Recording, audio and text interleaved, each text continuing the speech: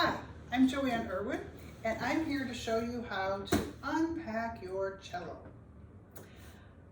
The cello should, in a soft case like this one, which is padded, take out the bow first and set it aside in a safe place.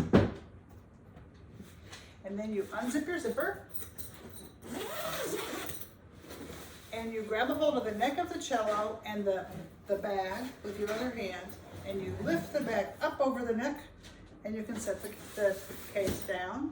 Then you have two hands that you use to set your cello down on the floor on its side.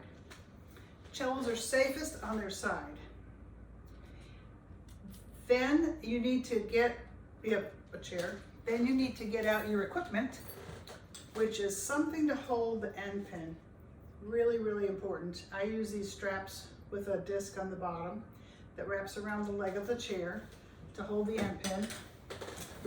And the other thing you'll need is a rag for dusting off your rosin and some rosin. So after you get out your cello, you can then tighten your bow so it's ready to play. Put a little rosin on it. You've got your end pin all ready to go.